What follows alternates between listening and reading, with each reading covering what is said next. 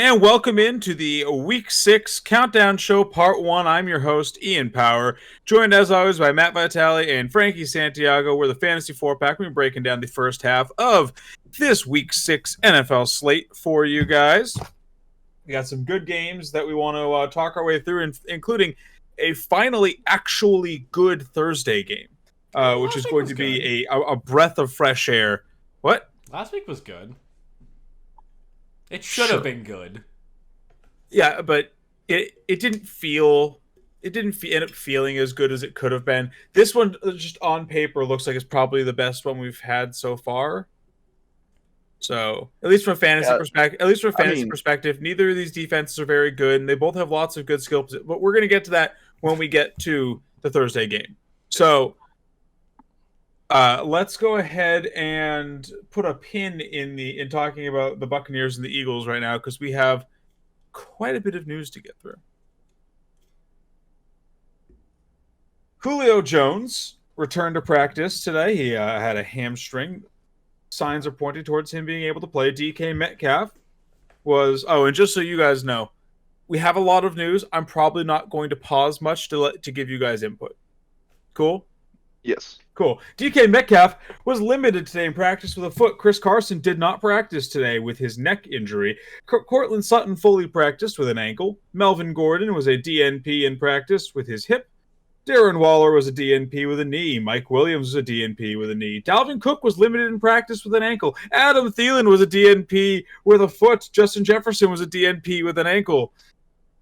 Sammy Watkins was a DNP with a thigh. Curtis Samuel was a DNP with a groin. Gibson was a DNP with a shin.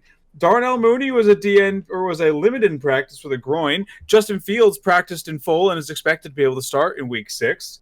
Damian Williams was limited in practice with a knee and a foot. Allen Robinson was a did not practice with an ankle. Moving over to the Packers, Aaron Jones was limited in practice with an ankle. Devontae Adams was missing from practice, non-injury related, expected to be fine for the weekend. David Njoku, DNP with a knee. Kareem Hunt, DNP with a knee and a wrist. Chubb, DNP with a calf. Kevin Stefanski was quoted saying that he doesn't think they're being cautious with any of them, just trying to be smart about it. So I assume as of right now, this is just a day of rest for these guys, but these were previously unknown injuries, so if it's more significant, that's going to suck for a lot of people and the Browns because their entire team's hurt. Chase Edmonds and Kyler Murray are both limited in practice today with a shoulder. Chase Claypool was limited in practice today with a hammy. Big Ben did not practice with a hip and a pec. Swift and Williams were both limited in Lions practice today. Joe Mixon was limited with an ankle. Damian Harris was a DNP with those ribs. Zeke was limited with ribs. Christian McCaffrey was limited with a hamstring and is supposed to be 50-50 that he plays or does not play. Devontae Parker was a DNP with a hammy and a shoulder. Kadarius Toney was limited with an ankle. Darius Slayton was limited with a hammy. Sterling Shepard was limited with a hammy. Max Williams placed on IR with a knee. He is expected to be season-ending, so we should not plan on seeing him back off the IR this season. TJ Hawkinson was a DNP with a knee. Tyreek Hill was a DNP with a quad. Kenny Golladay was a DNP with a knee. Saquon Barkley was a DNP with an ankle. Danny Dimes was seen throwing before practice, but was a DNP with his brain. His concussion is keeping him off the field as of today. But throwing, I think, is a good sign. Wouldn't you guys agree? Yeah, I think. Or at least letting him hold the football. Yeah, they said that he's on pace to start, but again, he is. Concussions are weird, so we'll have to monitor that. Yeah. Tua returned to practice today with his ribs. He did come off of IR, and the team hopes that he is going to be able to play this weekend. And CEH was placed onto IR yesterday with his knee injury. Okay. Did I miss anyone that you guys wanted to bring up? No, I thought you were going to miss Hawkinson for a second there because I heard you mention the other Lions players, but no, you got him. His report must have came in earlier in the day because it wasn't listed with the other Lions. Yeah, I did see it a little bit later. But no, I think that's pretty much it. Are you sure there's no one else? It was that didn't seem like a long enough list. I think this might be a record for the most injuries I've had to read off in the news section at any one time. Honestly, I'm kind of proud of me for getting through it as quickly as I did. You know? If you guys don't have anyone else that you wanted to bring up as far as injury candidates, then I think we are good to move into the show proper. Before we do, why don't we show off our beer of the week? Frankie, this one was a selection of yours. This I'll is hold up my... Two Roads Rosemary's Baby. This is It's a very nice dark pumpkin beer. This is my favorite pumpkin beer because it is not super sweet and, in my opinion, gross like Shipyard or the other. It is rum barrel aged as well, so it goes down a little bit smoother. But it also Shipyard, we still love you. It keeps a nice seasonal taste.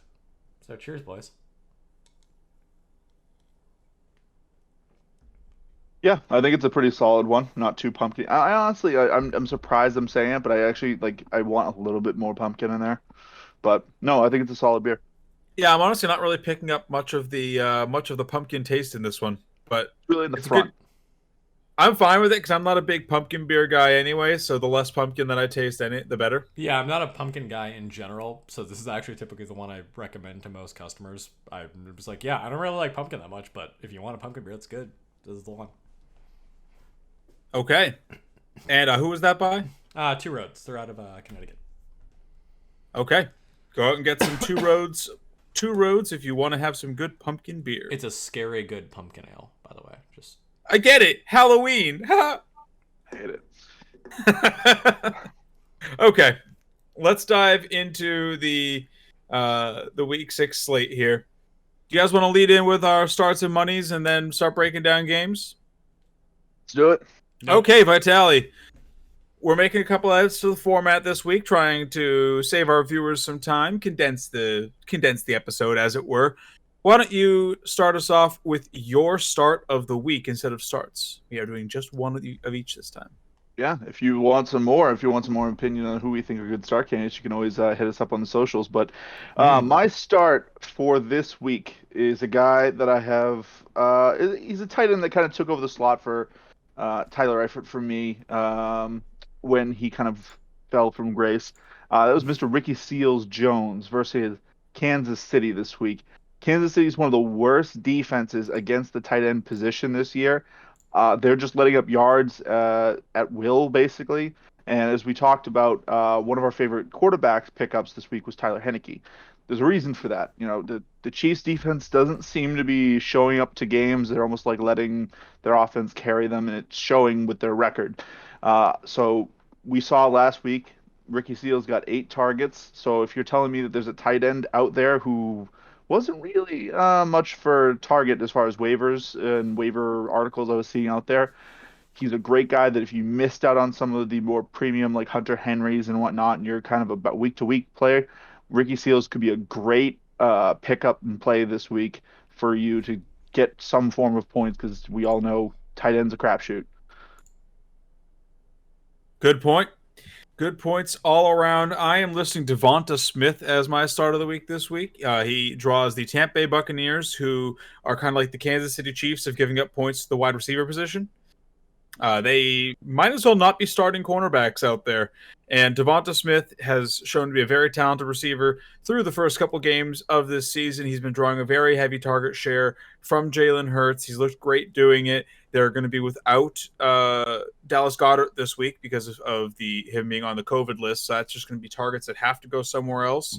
I see Devonta Smith being a big factor in what should be a very, very fast game with a very high total. So start him with confidence. Frankie, who's your start? So going back to our last episode, talking about one of our trade 4 targets, my start of the week is Terry McLaurin. For basically all of the same reasons that Vitali listed, Terry McLaurin is going to be a smash here. I mean, he's who the offense runs through in Washington. Heineke has looked great. He's going to continue, I think, to look great against Kansas City, who we just saw get thrashed by the Bills. And obviously, Washington's not the same caliber of the Bills as an offense, but I think that, they're going to be capable of throwing the ball through the air and, just working off of offense through Terry. He's got almost 100% snap share, and he's been, just a monster overall.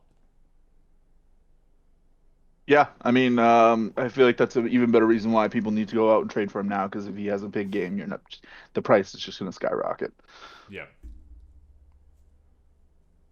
Okay, and then we'll jump over to our money picks from there. Our money picks, for people who haven't tuned into this segment before, are players. We use DraftKings as our primary DFS site that we refer to, but money picks are players that we believe are good tournament picks this week that have a high chance of at least three timesing their value, or three timesing or more their value.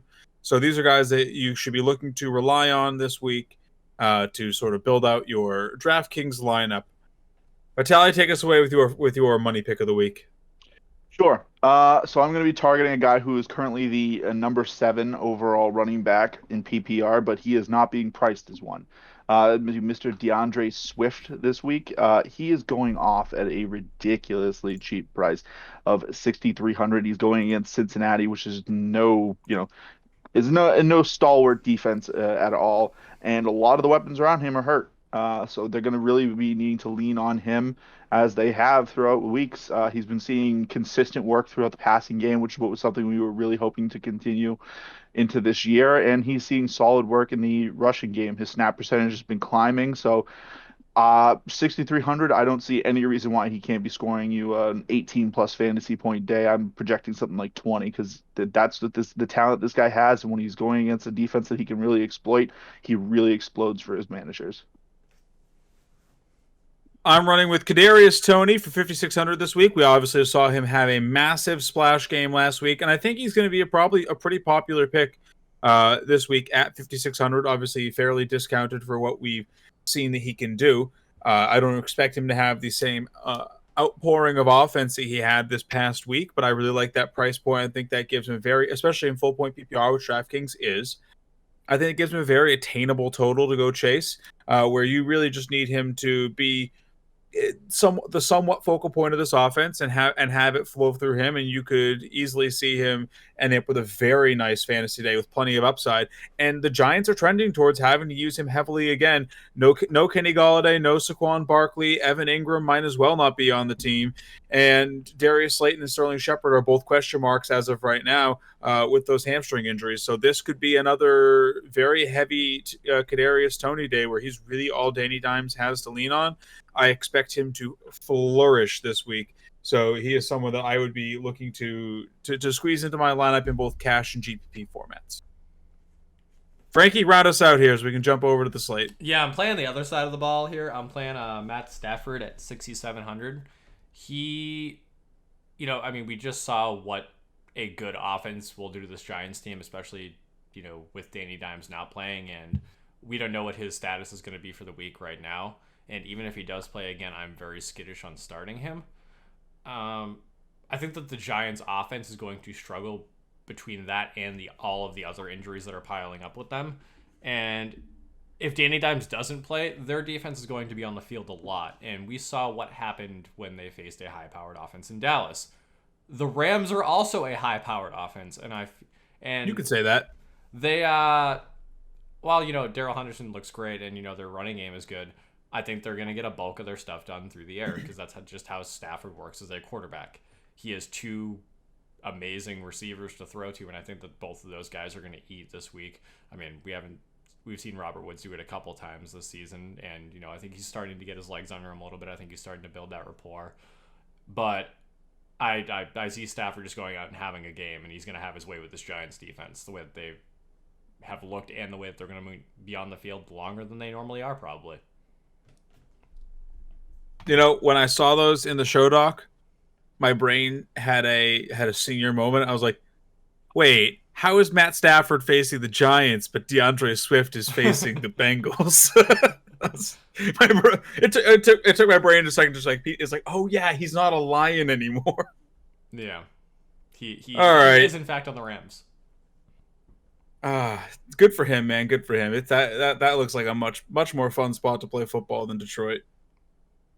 Or Detroit, I guess, as apparently it is pronounced by the French. Who founded that city, I found out this week. Apparently Detroit is supposed to be pronounced Detroit. Get into the slate, please. Enough Detroit facts for you? Yeah, just go. All right, let's dive into the slate here. So the first game on the slate is the Thursday night game where the Tampa Bay Buccaneers are going to visit the Philadelphia Eagles. We've got a 52.5 point total in this one. Eagles are 6.5 point home dogs. So really not that bad considering that usually people are like 7+ home dogs against the Buccaneers. Yeah, that's actually a I think pretty this. close I spread. think, yeah. I mean, they're at least giving the Eagles a shot in this one. No, sort of more of a shot than a lot of other teams. Yeah, they're at least Uh, giving them. They're good. They're saying this should be a competitive game. I don't think they're giving too much of a rub to the Eagles, but they're at least respecting the offense they've been putting out. I'm pretty excited for this game. I think that this is going to be a very good Thursday game, especially as far as fantasy outpouring. The fantasy outpouring of points is going to be considered. I mean, this is a game where we're looking at Tom Brady and Chris Godwin and Mike Evans on one side. Obviously, Rob Gronkowski has been ruled out. That does downgrade that Buccaneers passing attack a little bit. Brady doesn't seem to have quite the quite the mental link with Cameron Brate that he has with Rob Gronkowski. So the touchdown upside is a little less, but obviously we saw last week that Brady is still very capable of throwing touchdowns to non-Rob Gronkowski people. So I think that the Tampa Bay side of the ball should be scoring at will, and the Eagles are more than willing to completely give up on the run and just chase them. So I think this is going to be a very fast-paced, a track meet, if you will, for fantasy points. Obviously, there's a lot of guys in this game that we're interested in. Why don't you guys talk to me about players you're not interested in? I think that's probably a shorter list. So, this is a player I've liked for years, but I'm shying away from Miles Sanders in this game. His snap percentage is going in the right direction. His carries are picking back up. His yards per carry is looking solid, but the Bucks defense against the run is legit, and I see that the Eagles should be getting behind in this one early, so I could see him becoming a little bit less of a factor as they have to hyper target their tight ends and wide receiver position here. So for him, I'm not quite ready to trust him yet. So he's on the bench for me. Frankie? Yeah, I'm kind of the other side of the ball here. I still just don't like Tampa Bay running backs. I mean, Leonard Fournette's looked fine, but the Eagles You're waiting for the other shoe to drop? yeah, the Eagles front seven has looked, historically good in general. So they're always a tough team to run against.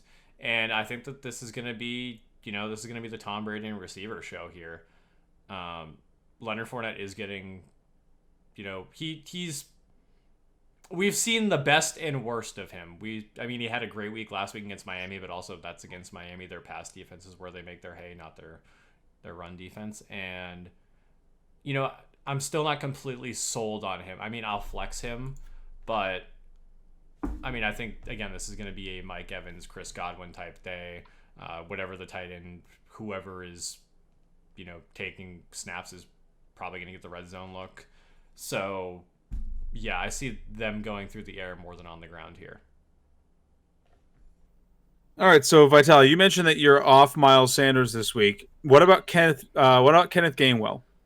Obviously, he's been a fairly not consistent fantasy performer, but he has been getting it done for the Eagles so far this season. And we know that rookies take a little bit of time to get more engaged in their offenses. And he has looked in games where they've gone away from the run before.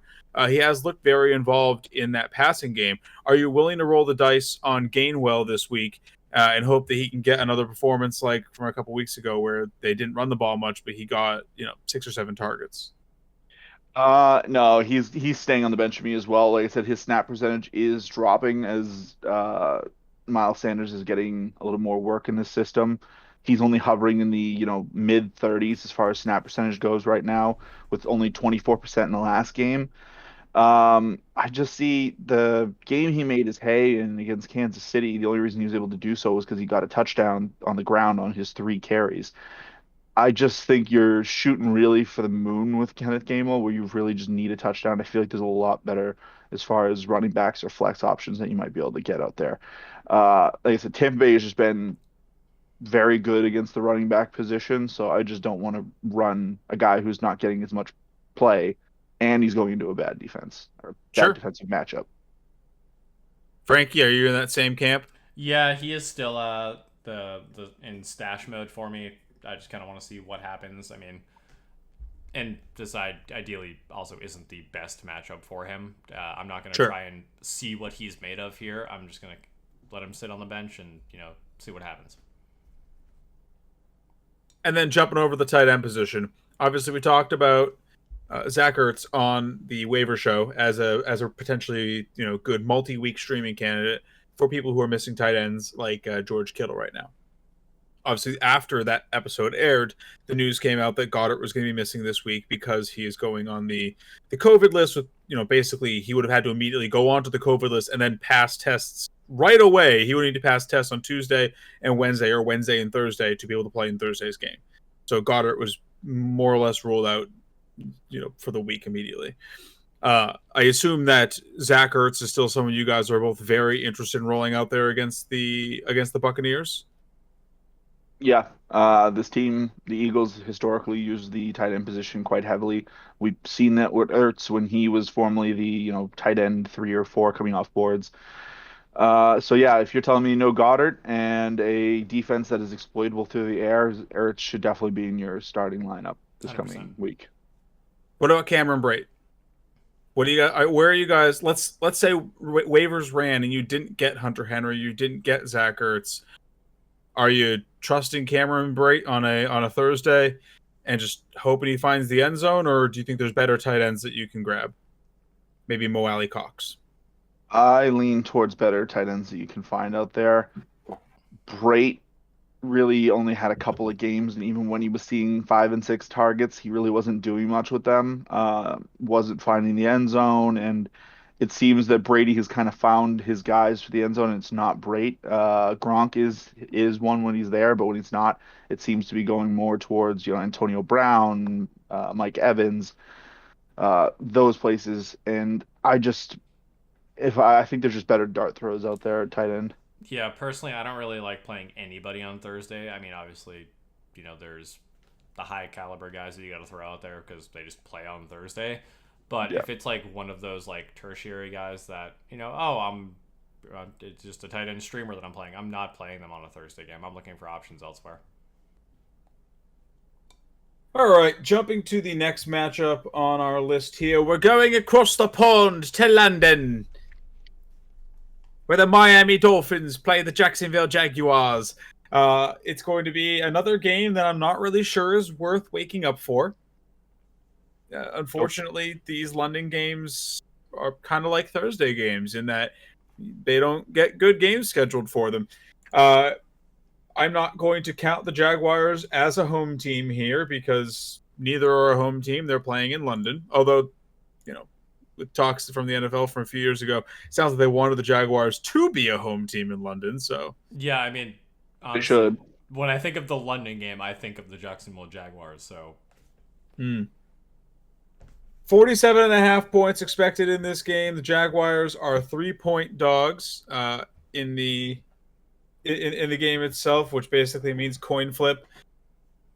Honestly, I think that this game is probably more slanted towards the Dolphins than the line is really giving them credit for, with the idea that it sounds like Tua is probably going to be ready to go this week. If Tua is out there, I honestly don't give the Jaguars much chance.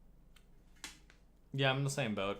I mean, again, the offense functions a lot better with Tua there, and we haven't really seen the Jaguars do anything.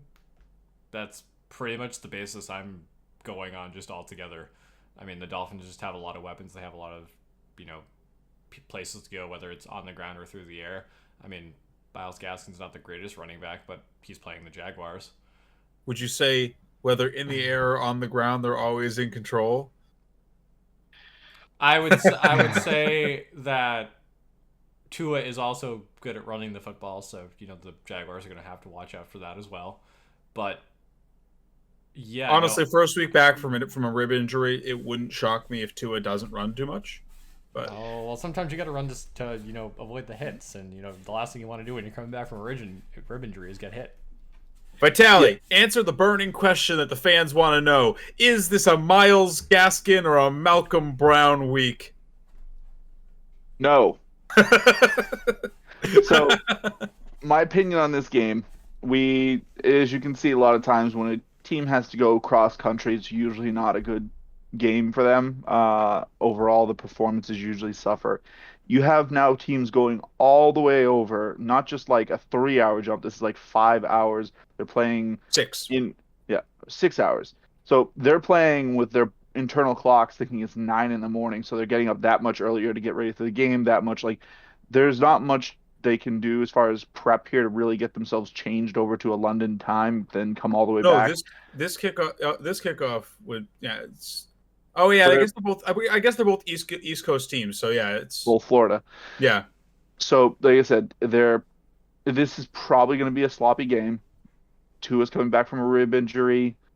The Jacksonville Jaguars haven't looked good on any side of the ball.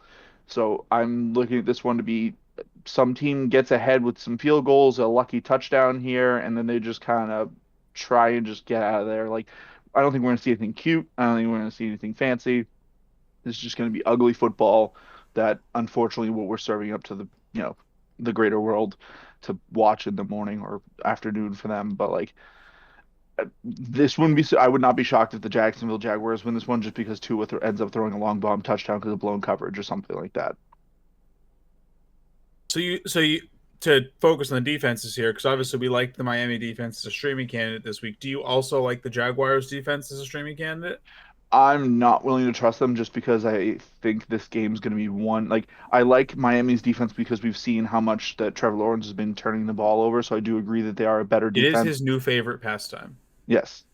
Generational But as talent, far by as the way. the Jags defense, I can't really trust them yet. And Miami's at least well coached. Tua can take care of the ball, and even if he's not running much, he can scramble to get out of the pocket to extend a play or at least make it a neutral play at the worst. So I don't see a lot of turnover potential in this game for them. But with how Jacksonville plays, they basically just played it. They just chuck the ball, see what happens, and then it ends up being a turnover apparently. So Jaguars side of the ball, are you guys interested in anyone that isn't named James Robinson or Marvin Jones? No. I'm willing to play Laviska Shenault in this one. Laviska should be taking a step up with DJ Chark getting hurt. They were already talking about, like with Robert Woods, where they need to find ways to get Laviska into this game. He's a multifaceted tool, running game, all that stuff. So I can see him taking a step up here against the defense that's traveling, I said, basically halfway across the world to play a game, so they're not going to be as, fresh as they would be playing at home or just going up north in Florida to play the Jags. Like, I think he's a solid, flex wide receiver 3 play for this week. And then Miami side of the ball, obviously we're flexing Gesicki in this one. Jalen Waddle or Devontae Parker, if he starts, you trusting either of them? I'll play Waddle here. Yeah, that's what I was gonna say. I mean, as far as like where the wide receiving core has been, we've seen Waddle contribute before. Devontae Parker historically has contributed, but I mean now he's just got so much around him. I feel like it's a little bit too clustered for him to really do much. I mean, there are going to be games where he's going to get production. I think. I mean, you think he's kind of getting into that role where he's going to have those Deshaun Jackson type games. He's going to have that big play touchdown, and people are going to think about the Devontae Parker of old. But I think we're kind of going into the now Jalen Waddle's coming in. He's going to be like maybe not the future wide receiver for this franchise, but for the time being, it's looking like he has the most promise to be a good wide receiver in Miami. I mean, I'm Sure. willing to say that he's gonna be the wide receiver for the future. I mean, he came in, he was one of the most polished receivers. Is the reason why he was going first out of this class that's full of stud receivers. He was basically like the Mac Jones of the wide receiver class, where he was the most ready to go, whereas maybe some other ones had some higher ceilings. But I still like him as a play in this one. It seems like he's slowly taking over this offense, at least from the wide receiver position. Sure. Jumping to the next game on the slate here, where we've got an even higher total than Thursday. We're looking at 56.5 points here. And honestly, it's not as much on the Chiefs as you might think it is. The Kansas City Chiefs are going to visit the Washington football team. We are looking at only a 6.5 point home dog situation for the football team over there, which is honestly kind of telling about Kansas City as much as it is about Washington. What are you guys expecting from this game? Obviously, we've lost CEH for at least a couple weeks, as he has been placed on short-term IR. Not Travis Kelce. Tyreek Hill has his quad injury that they initially said wasn't that big of an issue, but he did miss practice today, so maybe it ends up being a 1 weeker. Who knows? Patrick Mahomes hasn't really looked as sharp as he normally has. I mean, even like, is this a fantasy game where you guys are worried about the Kansas City options for the first time in a long time? So here's Obviously, Travis Kelce is still a god at the tight end position, so I mean, he's he hasn't fine. looked like super great either. But Wait, but tight end hasn't looked great. Here's how I think the game is going to go. I mean, I alluded to this a little bit on Fontaine's show because I recorded that earlier today with them. But I think that this game is going to be the Washington football team is going to slow down the pace of this game. And I'm not saying that the football team is the Buffalo Bills and as far as offense goes, but I think that we've seen Heineke, be a competent quarterback, and I think that they're going to be able to keep up with the Chiefs. We haven't seen the Chiefs really have that turn-up game for a while now, and I mean, I know it's a drop of a hat. We want to say they can do it at a moment's notice, but we haven't really seen any of that. And if Tyreek Hill is banged up, Travis Kelce also was banged up in the last game. I think he's fine to go. He was not listed on the injury report, so yeah, he's fine to go. But then also it's like, I mean, CEH now I'm not really too worried about because, I mean, the Chiefs we know the Chiefs don't want to run the ball. They ideally just want to go through the air. But if their two main weapons are, hampered or just hurt going into this, I think it's going to be a slower paced game than people are thinking it's going to be. And I think that we might even actually, I mean, the defense hasn't looked good at all this year. That's just cut and dry. So, I mean, that's why I'm starting, that's why Terry's my start of the week. I think that he's going to have a great game. I don't know about any other of the other Washington receivers, but, I think Heineke should have a great game as well. I think that he's my favorite streaming option for the week because this Chiefs team is out of sorts, and I mean, I think Patrick Mahomes will have an okay game, but that's not what you're looking for out of Pat Mahomes. You're looking for that third round quarterback point total, and I don't think that you're going to get that here. Vitali, what about you? Do you think this is a bounce back game for the Kansas City Chiefs? Do they get right against this terrible defense? Nope. If there's this defense is salivating to prove to people that last year was not a fluke. That Chase is actually a stud edge defender that he showed out last year. I like them to want to get after this Chiefs team that is hurting. The Chiefs, especially if they're without Tyreek Hill, this game might turn into just a studs and duds. You start Williams, you start Kelce. Obviously, Mahomes. So I think Nico Hardman is a start in this game. Yeah, I guess I'd put him in there. I mean, like I said, deep in my heart, I really want to see this as the Josh Gordon resurgence game. I'd love to see that, especially if Tyreek Hill's out. If Josh he's only 30. Vitali, the NFL can't handle Josh Gordon coming in and going like 10 for 200 and 3 touchdowns. Yeah, I would love to see a classic Browns game out of him, but just to kind of talk about the Chiefs as they are right now, and instead of what ifs, like we might just be seeing what happens to a team when they play the Super Bowl back to back. Like this is normally we talk about the Super Bowl hangover. This is 2 years of a Super Bowl hangover. This team might just be kind of gassed, for lack of a better term. Like they're starting to show cracks, and people are taking advantage of them. And their defense, like I said, if that's what you want to call what the Buffalo Bills did to them last week, then yeah. Yeah. Oh my God. But no, this one I'm treating it studs and duds. Obvious plays. I'm not trying to get cute with it. I'm not going after Pringle or Demarcus Robinson. Yeah, not at all. And I'm only starting Hardman if Tyreek's not there. Okay. Let's jump to the next game then, because I think that the Washington team is a much more clear-cut case of who you start and who you don't. Yeah. Green Bay Packers are going to face their divisional, not rivals because the Bears suck too much to be considered rivals of the Packers, just divisional team. Other team that inhabits the NFC North with the Packers. Former rivals. Yeah, their glory days are long. I mean, they haven't been glorious since, but since before the Cowboys were glorious, and that's been a long time. So like Walter Payton. Yeah.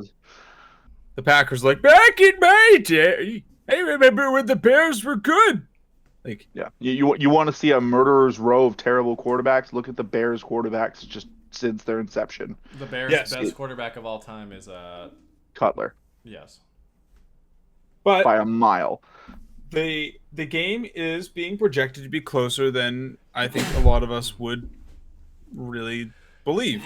The Bears are in a 44-point total. The Bears are only 4.5-point home favorites or home dogs against these Packers, and I don't believe that at all. I don't see any way, shape, or form where Rodgers doesn't come into Soldier Field and just hang 28 on them. Like this Packers team, similarly to in previous seasons, it seems to be clicking right now. Rodgers has just that inbuilt connection with Devontae Adams. Aaron Jones looks good, and the rest of the team is present enough on the field to make it so that you just can't shut this offense down. The Packers defense looks good enough to allow Rodgers to go out there and get wins for them. I don't really know what, like, this Bears team seems, you called the Chiefs out of sorts. This Bears team seems very out of sorts. Like, it seems like they should probably be canning their head coach a la the Raiders, because He canned himself, but well, I mean, his firing was coming. He pulled the old "you can't fire me, I quit." Yeah. Like Yeah. this Bears team is in a bad way right now. They are not able to get to make anything work on the football field, and they're drawing one of the toughest teams to beat in the regular season in football. Talk me off the ledge here, guys. What Bears players do you actually consider startable in this game? Gonna really make me work for this one, huh? Oh yeah, Oh, dig deep, Allen do Robinson. your job. oh God. That's pretty much it for me. I really want to say nothing here because the only reason that like some of their players had some fantasy relevance last year is because it was their last game, um, was because it was the Raiders they were playing, and they were able to take advantage of the less like the Raiders started to kind of show their midseason form as they always do, um, as their defense The like the Raiders like, Bears. this isn't even my final form, and then devolved. Yeah, that's what they do every year. I guess they started before Thanksgiving this year, but like yeah, I want to like their running backs because they both got 17, 18 carries, and that's what you like to see out of running backs. But they didn't get much use in the passing game. I don't expect them to get much use in the passing game, and I can't sit here in good faith and say that they're going to get passing work and they're going to get this much carries when they're not ahead in a game like this, which they're not going to be because it's the Packers. The Packers are going to do what they want, and I think just as you were saying is it's the main guys are clicking right now. In the supporting cast, some guy shows up for a game to get them through the hump to what they need for that game, whether it's AJ Dillon or Lazard or Tanyan, but like it's never them consistently, so that's why Cobb. you shouldn't. Yeah. Like any of their supporting cast they're good for the team. They're not good for fantasy. So, trying to predict that is just terrible. But as far as like the, wide receivers, like you're getting such subpar production out of them. Like Darnell Mooney maybe, but like it could just end up being an Allen Robinson week because he's still the number one there. I wanted to look at Khalil Herbert, but if they're not ahead, they're not going to be pass. They're going to be repassing the ball. They're forced to pass the ball, or just not even having the ball because they're turning it over so much. Like I hate this side of the ball. I would just sit all Bears like that if I'm Including Damian really Williams? yes. Here's my thing. So, I like all the reasons that you said, but I think that the fact that they're going to be passing the ball, I mean, they're going to because they're not going to be running because they're going to be behind. And Allen Robinson is still a talented receiver, and as much as I don't want to start him here, I feel like he at least deserves the the flex candidate option because they're going to be throwing the ball a lot because they're going to have to be throwing the ball a lot. So Does he though? yes, he does. I mean, so let me pitch you this right. Yep. The reason we liked Allen Robinson is because he gets, 10, 11, 12 targets or even receptions a game. He was just so hyper targeted. He was one of the top receivers in the league as far as catches or just targets. Yes. He's getting thrown to by a quarterback who this is his completions, not his just attempts. 6, 6, 11, 12. That's barely enough to feed one receiver. And you're not going to expect him to be able to, keep a game going and feed a receiver enough that he's like basically you'd have to throw the ball exclusively to one receiver to make one fantasy day relevant. Like, I'm sorry, he just doesn't throw enough. His completion percentage is not good enough, and it's not like he's supplementing it much with the run. So I just like if I'm a manager who needs a win, if I'm behind because I have Bears players, which you probably are if you're rostering Bears still in week 5, I'm gonna avoid them and try and go somewhere else where there's at least a better matchup. Like, Bears are just bad for fantasy this year. Yeah, I'm kind of with you there, honestly. I mean, I wish I could remember what wide receiver was being referenced, but I think it might have been Devonte Adams. Let me just pull Devonte Adams' targets real fast so I can remind myself of that. 18, 11, 16 in the last 3 games. So that's what, 29, 39, 45? Yeah. Yeah, so I forget I forget what analyst I saw tweet this, but Devonte Adams has 45 targets in the past 3 weeks, and the Bears as a team have like 57 completions in the last. They're like 57 attempts as a team. Like, Devonte Adams has almost made targets just to himself, as the Bears have attempts. Like, Yeah. This is a rough team right now. I think I start Damian Williams or I start Darryl Mooney as like a desperation flex this week, but nothing more than that. You're just hoping they get into the end zone to salvage their day. Yeah. Let's jump to the next matchup. One that should be a little more fantasy relevant, at least, if not competitive. I mean, Los Angeles Rams are heading to the East Coast to go visit the New York Giants in a 48.5-point total. The Giants are massive home dogs, 9.5-point home dogs here. And I can't really say I'm surprised because these Rams look like legit Super Bowl favorites. Stafford's playing better than he has in years. Cooper Kupp looks great. Robert Woods looks great. Tyler Higbee's always involved. Van Jefferson is there. Deshaun Jackson's still doing Deshaun Jackson things, even at the advanced age of 74 years old. Like, the offensive line looks good. Darrell Henderson looks good. The defense looks good. And on the Giants side of the ball, they're having a race to see who can get all of their players injured first, the Browns or the Giants. Can I just make this very simple? I'm starting no one on the Giants not named Kadarius Toney, and I'm starting all of my Rams. That is my. What about Devontae Booker? He did look No. good coming in for Saquon Barkley. Nope. I mean, need running backs right now, especially if because like Saquon's a big name. You drafted him in the second round in most leagues. You do realize that they're going against the Rams, right? Like, the Rams are a middling defense against running backs. They have been known to give up points, especially around the goal line. I am not taking my chances here with them maybe getting a touchdown in there because I don't think their offense is going to be on the field long enough to get to the goal line. Yeah, I talked about this before. It's the Giants are just destroyed. They're done. They're like, we heard the injury report. Their defense. Yeah, it honestly would have been faster to say the Giants team is hurt. Yeah, and their defense is going to be on the field and absolutely gassed because their offense is going to be going on to and coming off of the field so fast. Unless Kadarius Toney is getting just has another career game, I don't see them making it past the I'm sorry, my language, the 40-yard line. It's okay. We have a bleep button for that, right, Mr. Producer? Yes, definitely.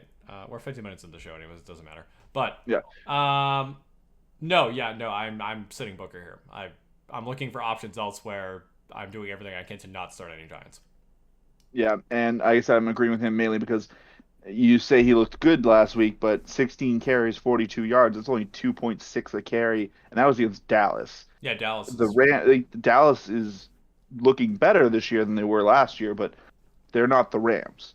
So Booker was at least getting some targets. He got 4 targets last week, so I look to see him get the same, but he's going to need a touchdown for you to pay off. So I will start him in the flex just because the position's that shallow, you might need him, but I am expecting the floor from this guy.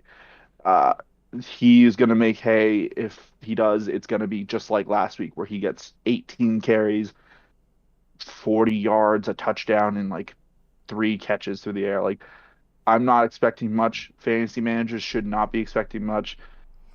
I honestly might even think about starting one of the Bears running backs over this guy, just because they're at least getting work, and the Bears can't do anything through the air, so they're going to have to run. Like, they're going to force themselves to run because they can't throw it. What if I told you that the Cowboys are 10th against the run this season and the Rams are 19th? Because that's what they're ranked. I would say look at who the Cowboys have played and look at who the Rams have played. Which is why I don't like early season, against position rankings. We talked about this before on the show with passer rankings against Dallas, but they've played teams that have all passed the ball. Going back through the schedule, just go. Dallas has played some legit running backs. Austin Eckler. Miles Sanders is at least talented, but they did play Miles Sanders week 3. They played Chuba Hubbard, who has looked good in relief of Christian McCaffrey, and then they played Saquon Barkley until they got hurt. Which was how many quarters?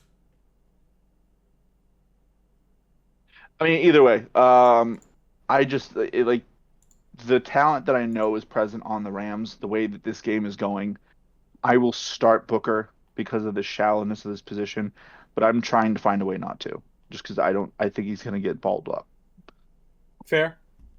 Let's go to our final game on the slate here. The Los Angeles Chargers are going to visit the Baltimore Ravens in a 52-point total. Ravens are 2.5-point home favorites in this one. I expect this to be another outpouring of fantasy points. Not like what we saw Monday, because that was insane. But this should be another pretty good game here. Obviously, the Chargers and the Ravens have been two of the best teams for fantasy so far this season. What are you guys looking at for this game? Are there any players that you think are sneaky plays that you're trying to exploit here? Are there any potentially obvious plays that you're sitting? What are sort of the key factors that you guys are looking at here in this matchup? I mean, the only thing I will say about the matchup that really just comes to mind, I'm probably going to think of more while we're having this conversation, but I'm sitting Jared Cook because, I mean, he's had a couple of instances this season where, he got that long touchdown against Vegas. But other than that, I mean, it's kind of like you want to like Jared Cook because the Chargers throw the ball so much, but his snap percentage isn't there. His targets aren't there, and people might be, looking for a tight end to start and thinking, oh, he's on the Chargers. He's going to get those goal line looks. That's not the case here, and I don't want people to be kind of trapped into that idea that Jared Cook should be better than he is. I think you're just seeing his age. Yeah, also, like with Jared Cook, you're just hoping for a touchdown. Yeah, I mean, it's other than that. I mean, like, I'm just gonna go look at his targets right now. There's nothing there as far as. Well, he doesn't. He gets used in the red zone. So like you're just hoping that Jared Cook catches one in the end zone.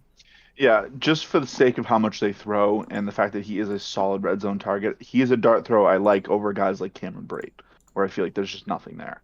But I do agree. He's another guy I'm not hugely interested in playing, even with the offensive prowess this matchup should bring. I think the only thing as far as unconventional that people might be saying, I'm sitting all the running backs for the Ravens. Obviously not. Oh yeah, no, 100%. Especially after last week with all those fantasy points and none of them were used. Yeah, like it was gross. Like the snap percentage was all over the place for all of them.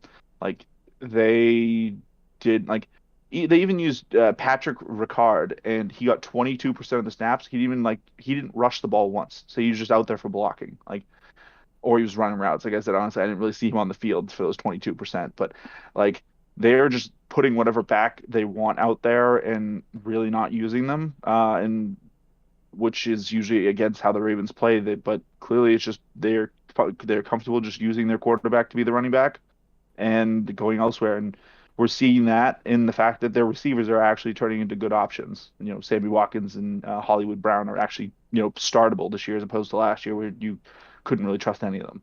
I mean, Sammy might be missing this week with a hamstring injury, but I believe they're getting Rashad Bateman back as well. So, kind of a net even there. I think the biggest thing you're seeing here is that John Harbaugh is showing that he is kind of a forgotten name in elite coaching circles, but he's showing that he is still one of the elite coaches in the NFL. He loses several high-profile running backs, and he's turning the Ravens mid-season into a throwing team. The last 2 weeks, Lamar Jackson has 37 and 43 attempts. He's completing a high percentage of his throws. He's throwing for yardage. He's throwing for touchdowns. He's still getting it done on the ground.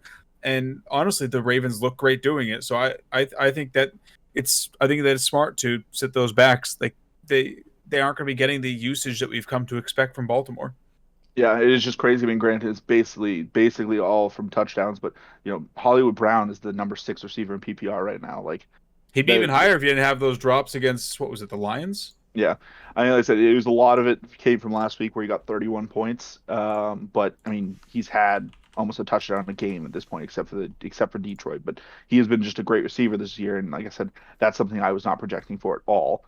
Like I think most of the fantasy community figured it was going to be just last year again, with a lot of running and a very little throwing. Sure. Frankie, anything extra to add onto that one?